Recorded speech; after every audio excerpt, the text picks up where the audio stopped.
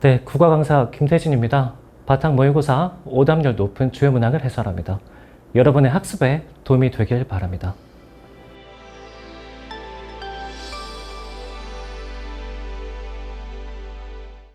일단 1문단의 두 번째 줄에 용액의 상태 변화에 따라 다시 결정이 되는 현상이다 보이죠? 그렇죠? 그러면 A 함에 따라 B라고 우리가 읽었다면 이해는 어떻게 해야 되는 거냐? 아, 지금 이 문장은 원인과 결과를 얘기해주고 있는 거네. 됐습니까? 그럼 이걸 바탕으로 생각이 정리를 해본다면 앞으로 글을 읽어 내려갈 때 정보는 용액의 상태에 따른 결정의 변화, 이렇게 이해하는 게 좋겠다. 그러니까 글을 읽었으면 이렇게 생각이 쭉 흘러나가야 된다고. 그게 읽고 이해하는 거죠. 첫 번째, 그게 잘 돼 있느냐. 다음에 두 번째, 그래서 이 생각을 해줬다면 그림을 대할 때 이렇게 가는 게 상태 변화, 상태 변화, 상태 변화, 상태 변화. 됐죠? 그리고 여기에 맞춰서 결정의 성장과 관련된 정보를 받아들여주면 되겠다.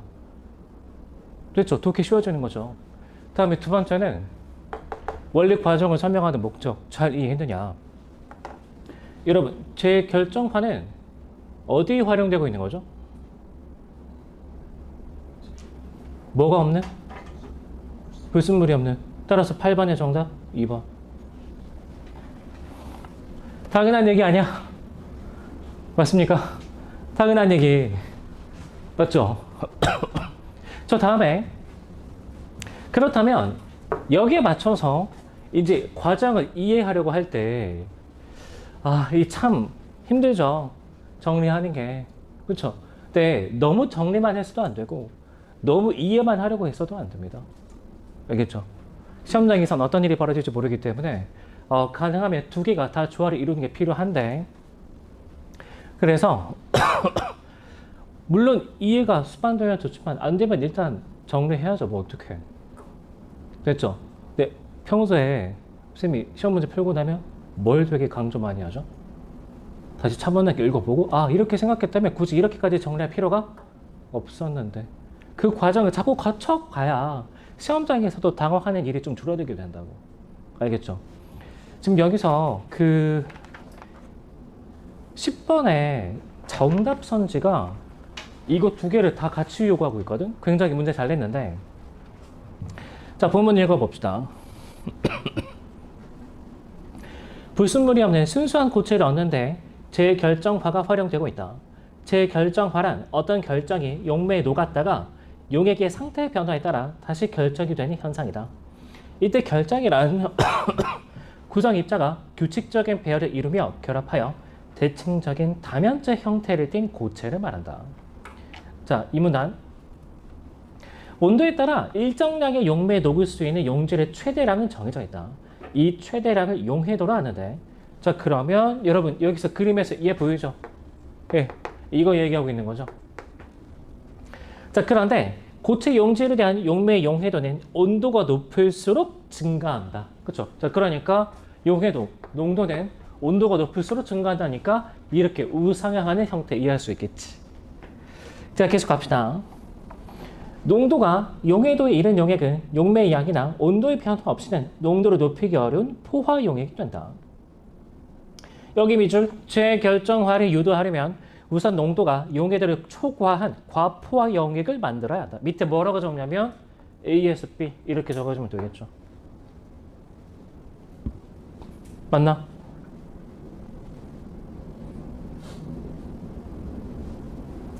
자, 재결정화의 대상이 되는 결정을 녹인 포화 용액에 해당 결정을 추가로 투입한 후 용액을 끓이면 투입된 결정의 입자와 용매 입자의 운동성이 커진다.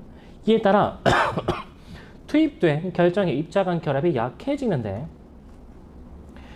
자, 여기에 용매 입자들이 충돌하면 투입된 결정의 입자 간 결합이 끊어지면서 결정이 용액에 녹는다. 이 경우 끓는 점에서 용해도보다 용질의 양이 더 많아져 해당 용액은 과포화 용액이 된다. 그러니까 결정을 더 추가로 쏟아붓는다는 얘기죠. 그렇죠? 그렇게 되면 이렇게 가게 된다고. 자, 그 다음 단락. 과포화 용액이 충분한 농도에 이르렀다고 판단하면 밑줄 용액의 온도를 조금씩 낮춘다. 그럼 여러분 여기서 가로축 뭐죠? 위에는 x값이 줄어든다는 얘기죠. 그러니까 여기로의 이동을 뜻하겠지. 그래서 밑에 b에서 c 이렇게 적어주면 되겠죠. 자, 이에 따라 각 온도에서 용해대로 넘어 용매에 녹아있던 용질 입자들이 다시 결합하기 시작한다. 뭐죠? 재결정화. 맞습니까? 자, 이때 결정의 중심이 되는 결정핵이 생성되어야 이를 중심으로 용질 입자들이 안정적으로 결합할 수 있다.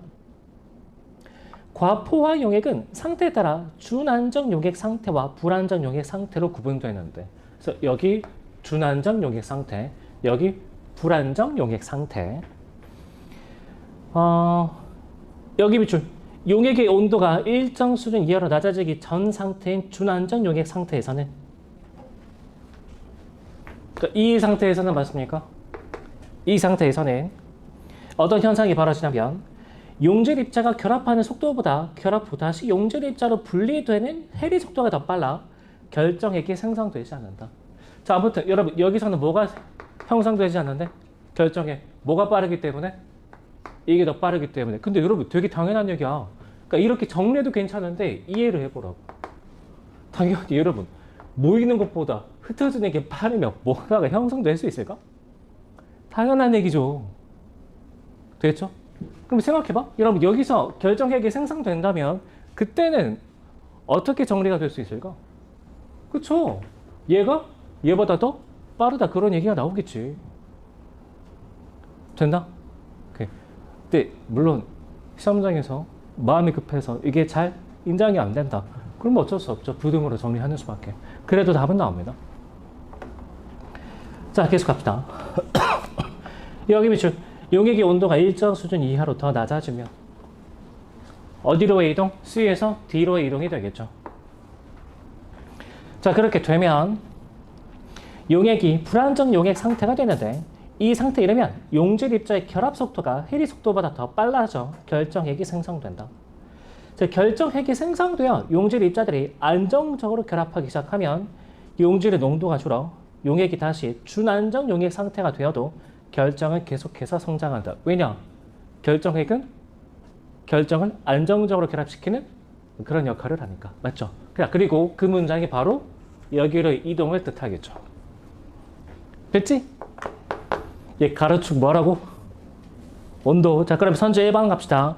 준안정 용액 상태에서 이게 되려면 여러분 Y값이 줄어야 돼? X값이 줄어야 돼? X값 아니요? 그럼 선제 1번 뭐라고 바꿔줘야 되는 거죠? 용질의 농도가 아니라 온도가 낮아지면. 맞습니까? 1번 정답. 그러니까 이거 뭐라고 봐야 돼? 그냥 과학기술 지문 나오니까 쫄았다. 역시 정답 위주로 보겠습니다. 2번 정답인데 용액의 상태가 B에서 C로 변하는 동안에는 용질 입자의 결합 속도가 해리 속도보다 느리겠죠. 그래야 결정핵이 생성되지 않겠지. 됐습니까? 그러니까 이렇게 가도 되고 말이 안 되는데 이렇게 가도 된다고.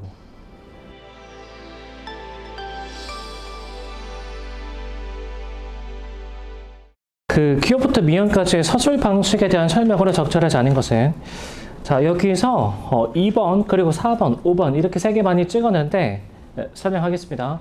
자, 일단은 정답부터 봅시다. 선지 4번. 서술의 주체를 알리는 표지가 제시되어 중심 소재에 대한 인물의 생각이 드러난다. 지금 18번 문제가 우리 수강생들 기준으로는 정답률이 37%가 나오는데 꽤 많이 들렸죠. 여러분 이 작품 시점 뭐죠? 전지적 작가 시점이죠?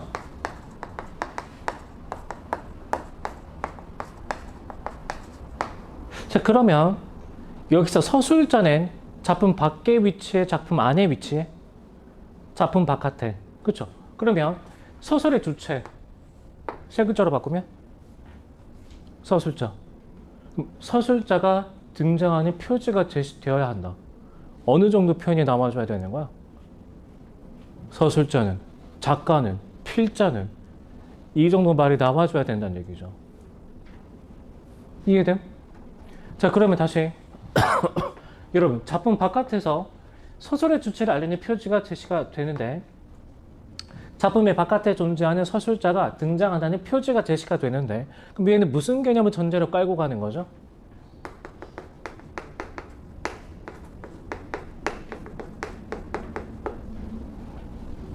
이해되나? 그쵸? 이 작품에 서술자의 개입이 어딨어?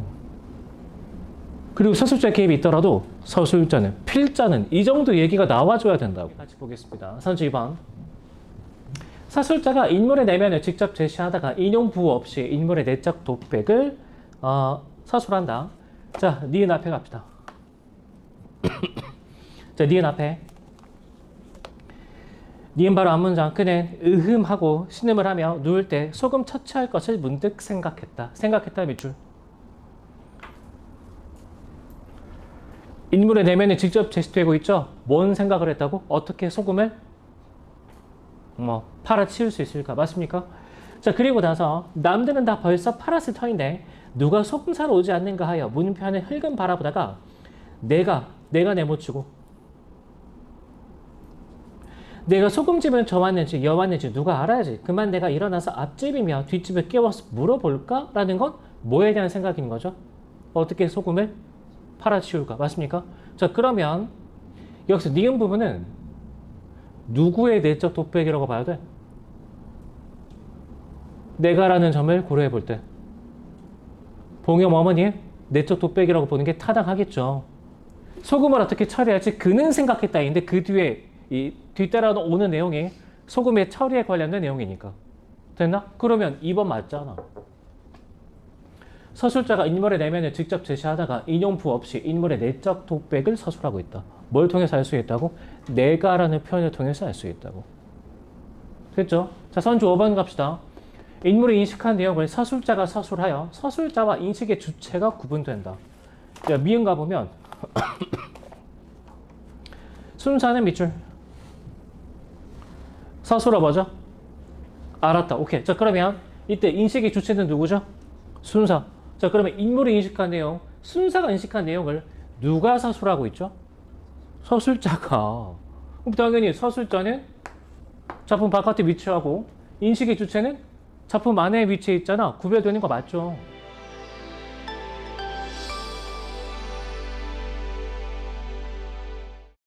여러분 혹시 슈레딩거의 고양이 실험이라고 들어봤습니까? 실제 실험이 아니라 사고 실험입니다. 사고 실험. 이 양자역학 관련된 건데 여러분 그 어떤 상자 안에 고양이를 넣어놔. 고양이. 그리고 이 유리병 안에 독극물을 넣어 놓습니다. 그래서 이 유리병이 깨지면 독극물이 퍼져서 고양이는 무조건 죽습니다. 근데 이 유리병이 깨질 확률이 바로 2분의 1인 거죠. 2분의 1. 자, 그러면 시간이 어느 정도 지난 후에 상자의 뚜껑을 열기 전입니다. 고양이는 살아있을까? 죽어있을까?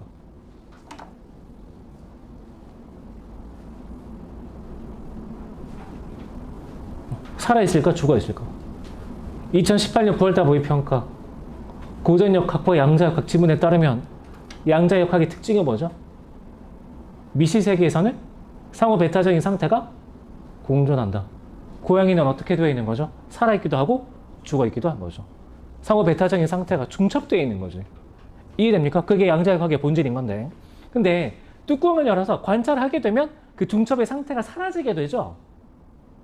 이해돼? 살아있든지 죽어있든지 하나로 이게 결과가 확정돼 버릴 거 아니야. 그러니까 상호 배타적인 상태의 공존이라는 이 존재의 본질은 관측이 될 수가 있어 없어? 없죠. 내가 확인하려고 하는 순간 그 존재의 본질이 숨어버리게 되죠. 이해돼? 그게 이 시의 내용입니다. 물론 김춘수 시인이 슈레딩거의 고양이를 얘기하진 않았겠지만 아무튼 그래서 이 작품은 수특 연계니까 쭉 같이 해설해 보겠습니다. 자, 지문 가. 나는 시방 위험한 짐승이다. 위험한 빨간색 밑줄.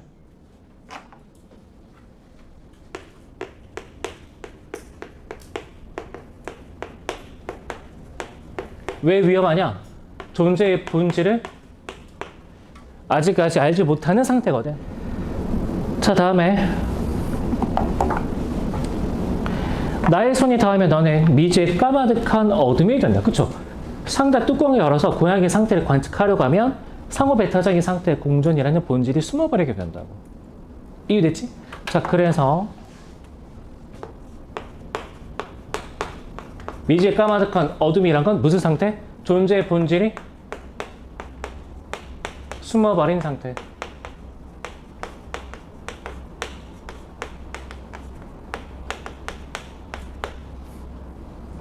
됐나? 자, 다음에 C 부분으로 갑시다. 존재의 흔들리는 빨간색 밑줄. 얘는 또 어떻게 해석하냐면 존재의 불안정성, 말 그대로 흔들리는 거니까 이름도 없이 빨간색 밑줄. 무슨 뜻이냐? 내가 인식을 제대로 못했다는 뜻이겠죠. 자, 눈시울에 젖어드는 이 무명의 어둠에, 자, 그러면 여러분 이때 이 상태는 계속 뭘로 표현이 되고 있죠? 어둠으로 표현이 되고 있는 거 맞습니까? 자, 그러면 여기서 불을 밝힌다라는 게 뭘 뜻하는 걸까? 존재의 본질을 규명하려는 노력을 뜻하게 되겠죠. 뭘 통해서 할 수 있죠? 명암 대비를 통해서. 됐지? 명암 대비. 항상 얘기하잖아. 감각적 이미지는 뭘 수반한다고? 내면의 인식을 수반한다고. 자, 그 다음에 추억이 한 접시 불을 밝히고, 근데 빨간색 밑줄, 나는 한밤내 운다. 근데 이게 잘 안 되겠죠. 맞습니까? 따라서 나는 계속 뭘 겪는 거지? 내적 갈등을 겪고 있겠죠. 자, 나의 울음은 차츰 아닌 밤 돌개바람이 되어 탑을 흔들다가 돌에까지 스미면 금이 될 것이다. 금, 파란색 네모치고.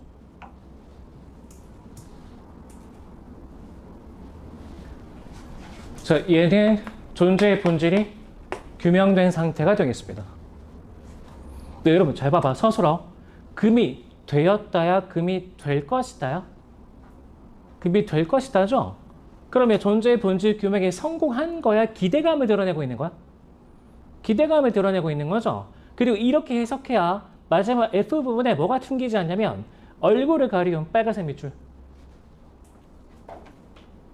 여러분, 현재는 아직까지 존재의 본질이 규명이 된 거야? 되지 않은 거야? 안 된 거죠. 왜? 아직까지 얼굴 가리고 있다니까? 근데 나 기대감을 갖고 있죠. 그러니까 이 존재의 본질을 뭐라고 생각하냐면 나의 신부라고 생각하죠. 내 반려자라고. 내 동반자라고. 그러니까 예컨대 죽을 때까지 뭐 하겠다고? 존재의 본질을 규명하려는 노력을 그치지 않겠다고. 됐습니까? 자, 그러면 23번에 선지 3번 갑시다. D에서 드러난 나의 행동은 B에서 나타난 너의 상황을 타개하려는 데에서 비롯된 것이다. 그렇죠? 그러니까 이걸 타개하려고 불을 밝혔는데 잘 안 된 거죠? 내적 갈등 겪고 있다. 맞죠? 3번 지울 수 있겠지. 자, 그 다음에 4번. 뭐가 틀린 거죠? 성공한다가 안 되는 거죠. 됨? 그렇게 해석해버리면 뭐가 튕겨나게 돼? 얼굴을 가리운 이 부분이 튕기게 돼. 자, 그 다음에 선조 5번 가보면 E에서 나타난 나의 기대와 달리 F에서 너는 얼굴을 가리고 실체를 드러내지 않는다. 하지만 나는 그런 존재의 본질을 뭐라고 생각한다고? 내 신부라고 생각한다고. 됐죠? 자, 26번에 별표 하나 쳐보고 4번 선지가 중요합니다. 4번 선지. 자, 4번 선지가 중요한데 여러분, 비유와 상징의 특징을 한번 생각해 봅시다. 자, 비유와 상징의 개념은 뭐냐면 보조관념을 통해서 원관념을 강조한다. 맞습니까? 그죠? 그럼 여러분, 이때 중요한 건 보조관념이야, 원관념이야? 원관념이 당연히 중요하죠. 그치? 자, 그래서 독해상으로 중요한 건 비유와 상징이 나오는 순간 뭐 위주의 독해?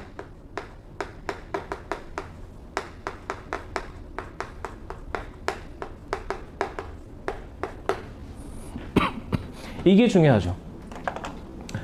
쌤은 개인적으로 아름답다고 생각하는 배우가 조보아인데, 여러분 생각해 봅시다. 조보아처럼 아름답다. 굉장히 직관적인 비유죠. 누구나 다 인정할 수 있지. 그쵸? 그런데 예컨대